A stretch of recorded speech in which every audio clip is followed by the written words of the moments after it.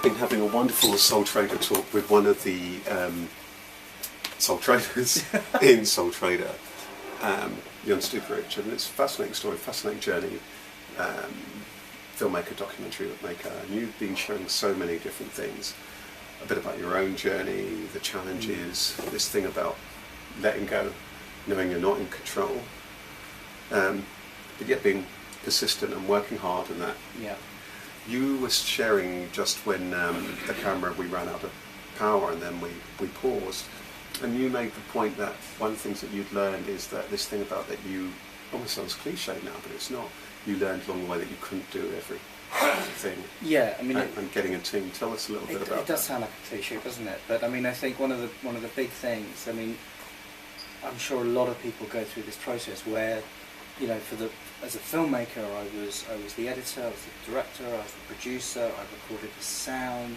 Then I ended up building the website, and then I ended up doing, you know, the posters, and I mean, these are all full-time professional jobs. And presumably it's something that's taken that added years to the journey, perhaps. Partly. I mean, it was partly out of necessity because we didn't have a budget. Right. But I think that's what we're going to come on to next. But they're all full-time jobs of professional people who have high skills. And if you're trying to produce something of really high quality, you then need to be a master in all those things. It's impossible. I mean, there aren't, you know, you can be very good at a lot of those things, but actually what you end up doing is letting other things fall down. Right. You know. And that's extraordinary, isn't it? So there's that. So somehow so how did you get over that hurdle? Bearing in mind, was that where you were saying before that you decided to? Well, what I tried to do at first was bring volunteers on to help, and I think we touched on that before, and it was great, and I'm really grateful for people that came on board. But the reality was that they needed to, earn money and have a living, and they knew that there wasn't any money in the project. And was that what made the decision to go back to work? So I ended up going back to work full time, and going back to work full time is, as I said before, it's created cash flow, but it's also meant that my time is really restricted, and it meant that I had to bring in other people to do the things that I was doing, but it also meant that I could afford to pay, whatever I could afford, and you then have very clear relationships.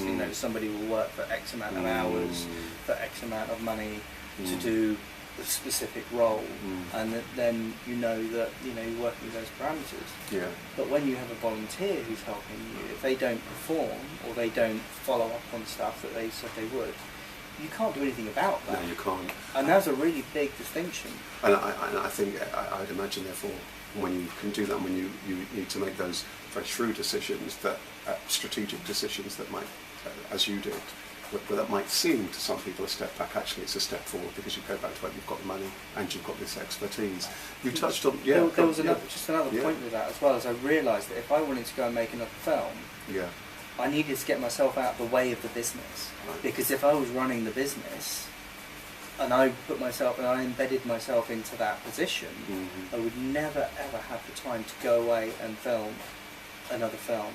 How have you, on that particular bit then on business, how have you decided to go about that? Because this journey is so different for some people. You were saying earlier on, actually, we're having a cup of tea, something very, very profound, where you've said lots of things profound, as you always do during these chats. That's your interviewing technique, as I say.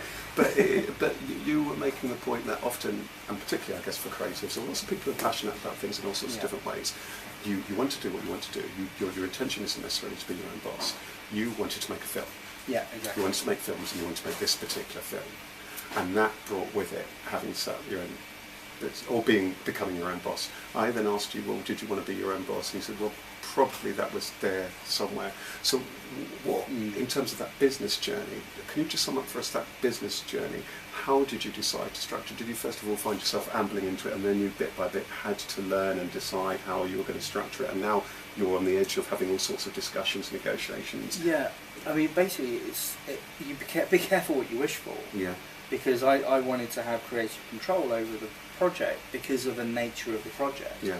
Not because I wanted to prove that I could make a film. It was more about there's a huge responsibility with making it. For me, I felt a huge responsibility of making a film about the Dalai Lama's philosophy of peace and getting that out into the world. That Right. was the number one, Right. and still is the number one motivation. Right. Making this film for people who are, millions of people follow him Mhm. and want to hear his message and spend Mhm. time with him. This is a way for people to have a sample of that, Mhm. and that's the responsibility that I felt, and also for Tibetans, 6 million Tibetans that don't have the opportunity to spend time with him. This is precious. Mm. So here I am, some Londoner who's ambling into this film and have this opportunity, and it doesn't mean anywhere near as much as it does for these guys. So I had this desire to keep creative control over the project for those reasons, but it meant that what I didn't realise at the time is it meant that I would end up running a global business. Yeah, I spend my time now talking to LA, talking to France, talking to Australia, and I'm spending a lot of time doing business around the world and running that business and being the leader of that business. And being a leader is not something that you want to do when you're necessarily a filmmaker or creative, especially doing a small documentary where you might work with a team of 3 or 4 people on the ground. How did you do the technicalities of that? Because that's one of the things that frightens lots of people. Because you knew you wanted to do this, and I knew you there was a number of things, and we had conversations that you were passionate about doing in terms of helping create, as well as getting, of course, this film out. So how did you go about that? Because before, you were working freelance, independently, or how did you deal with It's with this thing that? of becoming, there's the constant chime is that technicians can't run a successful business, Right. and that happens all the time. People say, "Well, you can't do it as a technician," and it's like that's ringing in the back of my mind, because my old creative job is is that I was a technician, I was the editor of documentaries first and foremost, going out and wanting to then run a business. I didn't realise I wanted to run a business. I wanted to make a film, so it kind of puts you into a position where you're almost forced to then step up and go right, And it wasn't until I got to the place where I needed some serious help with certain areas, and it started off just with some basic stuff, some basic admin stuff, dealing with screenings and film festivals that was just proving to be really time consuming and not very creative, just needed a lot of management, and was taking it. So I got somebody on board to do that, and that person's now evolved into being my business manager. So she's now, has charge of all my emails and is managing all the other team around the world, and it sounds big, but it's not. It's more of just letting go. Right. Giving somebody access to your emails and saying, okay, you go through my emails and tell me what's important and what's not. That's huge. That's a huge amount of releasing of the reins. And go, I see my emails come through, and I still watch them as they come through, and then they get deleted or filed away, and I'm like, and I have to stop and say no. And now my inbox isn't getting bigger than the number that when she started. It's not reducing because I haven't deleted my old emails, but it's no longer out of control. And I think that's a really important lesson It is. It demonstrates, you need that help Yeah. from those people. And then we've got a 42-page contract.